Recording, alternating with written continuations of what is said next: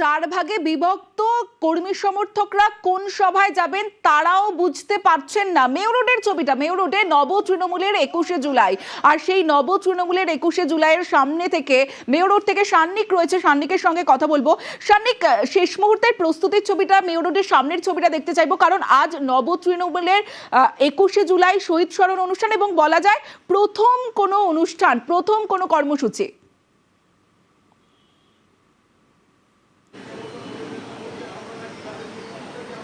দেখো, এতদিন পর্যন্ত 21শে জুলাই মানেই যে জায়গায় 21শে জুলাই পালিত হতো, সেখান থেকে মমতা বন্দ্যোপাধ্যায় রাজ্য রাজনীতি কোন দিকে দিক নির্দেশ দেন সেই দিকে তৃণমূল কর্মী সমর্থকরা তাকিয়ে থাকতেন।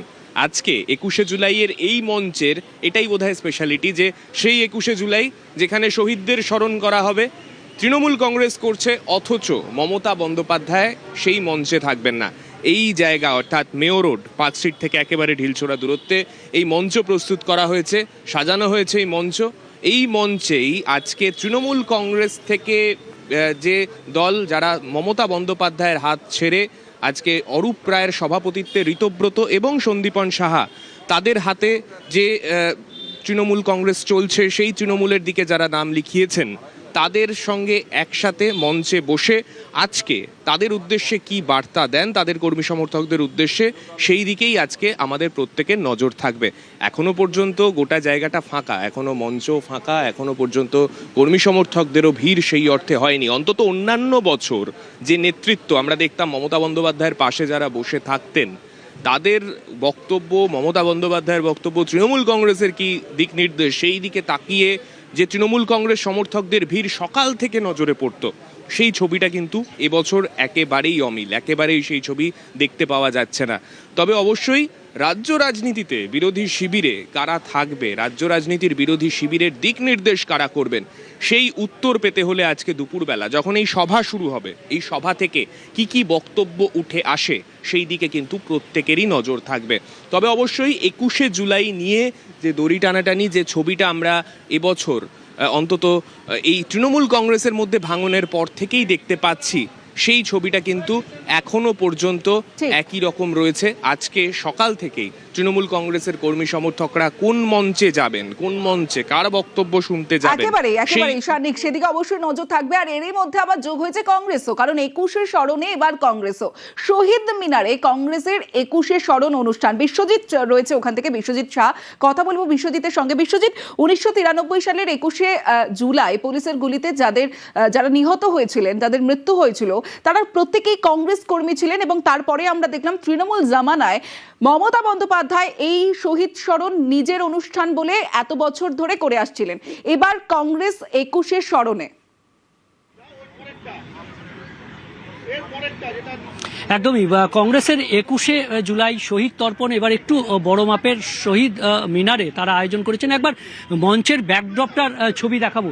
মঞ্চের ব্যাকড্রপটায় কিন্তু একেবারে অন্যদের থেকে আলাদা, অর্থাৎ এখানে শুধুই শহীদ সম্মান, এবং সেই কারণে কোনো নেতার ছবি নেই, কোনো নেতার ছবি নেই। সমস্ত নেতাদের ছবি আছে, সমস্ত যে শহীদ মিনারে বিভিন্ন জায়গায় সেখানে নেতাদের ছবি আছে, কিন্তু মঞ্চে, মূল মঞ্চে কোনো নেতার ছবি নেই।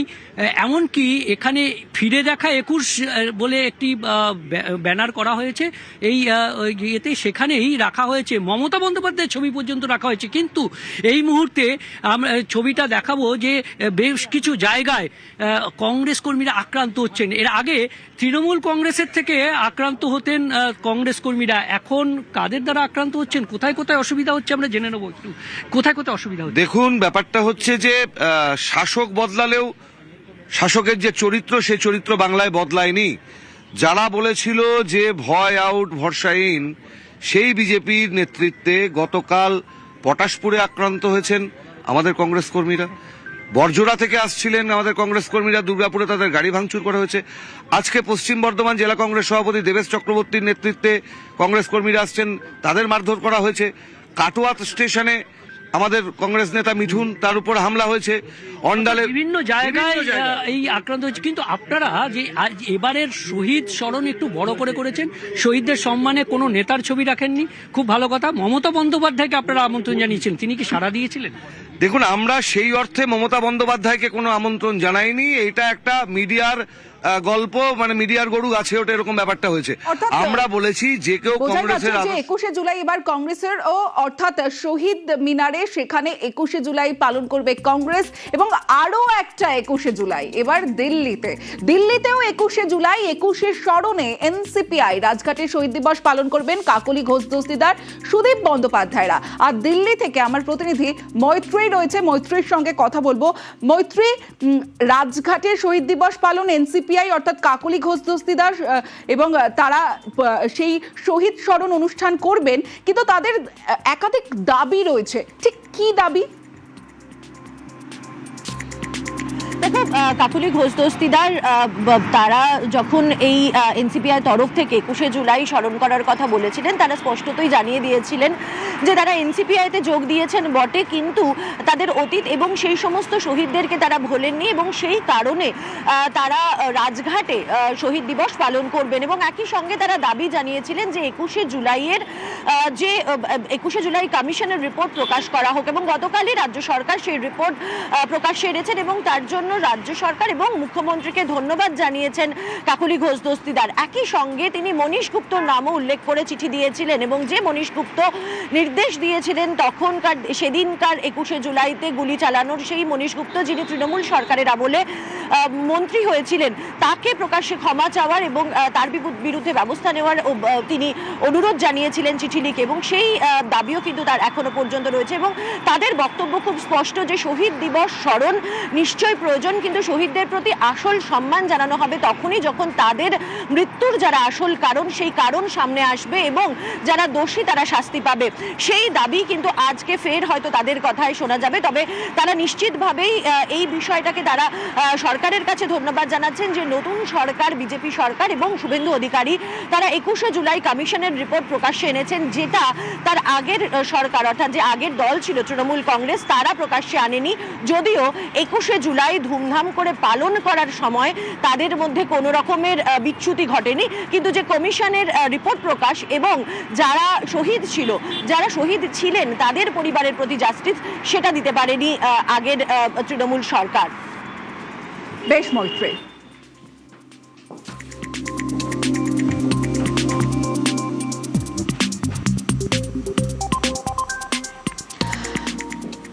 আজ 21শে জুলাই শহীদ স্মরণের দিন। 2011 সালে ক্ষমতায় আসে রাজ্যে তৃণমূল এবং তারপরে যে শহীদ স্মরণের দিন ছিল তার দুদিন আগে থেকেই বিভিন্ন জায়গায় কর্মী সমর্থকরা আসতে থাকতেন। সেই সময়ের ছবিটা কেমন ছিল দেখাবো আপনাদের। দেখুন, ঠিক 21শে জুলাই, গত বছর পর্যন্ত 21শে জুলাই এবং যে 21শে জুলাই পালন করত তৃণমূল অর্থাৎ তৃণমূল জামানার 21শে জুলাইয়ের ছবিটা দেখাচ্ছি। 2025 অর্থাৎ গত বছরও 21শে জুলাইয়ের ছবিটা দেখছেন, যেখানে প্রচুর কর্মী সমর্থক, সেই যে ছবি সেই ছবিটা আজ 21শে জুলাই 2026-এ উধাও। 21শে ফাঁকি, 21শে ফাঁকা। কেন এই কথা বলছি? কারণ ছবিটা দেখলেই বুঝতে পারবেন। যে ছবি 21শে জুলাই 2025-এর দেখাচ্ছি, আজ 21শে জুলাই আর 21শে জুলাইয়ের শিয়ালদা স্টেশনের ছবিটা দেখছেন। শিয়ালদা স্টেশনে গত দুদিন আগে থেকেই জেলার যারা কর্মী সমর্থকরা ছিলেন তারা দূরপাল্লার ট্রেনে আসতে শুরু করতেন এবং 21শে জুলাইয়ের সকালের ছবিটা গত বছর এবং তৃণমূল জামানার যে 21শে জুলাই, সেই 21শে জুলাইয়ের ছবিটা দেখছেন, যেখানে শয়ে শয়ে হাজারে হাজারে কর্মী সমর্থকদের ভিড় থাকতো ঠিক এই সময়। আর আজ শিয়ালদা স্টেশন ফাঁকা।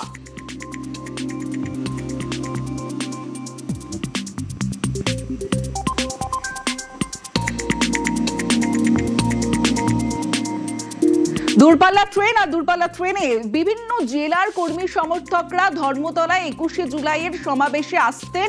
মমতা বন্দ্যোপাধ্যায় কি বার্তা দেবেন শোনার জন্য দূর দূরান্ত থেকে, জেলা থেকে আসতেন। দুটো স্টেশন, এক শিয়ালদা স্টেশন, অন্যদিকে হাওড়া স্টেশন, দুটো জায়গার ছবি তুলে ধরবে আমার সঙ্গে দেবাশিস এবং আমার সঙ্গে অভিজিৎ চন্দ্র রয়েছে। প্রথমে দেবাশিসের কাছে যাব। দেবাশিস, হাওড়া স্টেশনের সেই চেনা ছবিটা আজ 21শে জুলাই 2026 বদলে গেছে।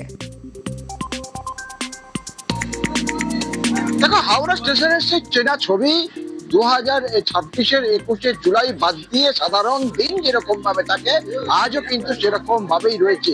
অর্থাৎ 2025-এর 21শে জুলাইয়ের দিন আজকের দিনে আমাদের এখানে দাঁড়িয়ে বলতে হতো হাজার হাজার তৃণমূল কংগ্রেস সমর্থকেরা আসছেন, বাজনা বাদল নিয়ে মাদল বাজিয়ে আসছেন, পূর্ব মেদিনীপুর থেকে আসছেন, বর্ধমান থেকে আসছেন।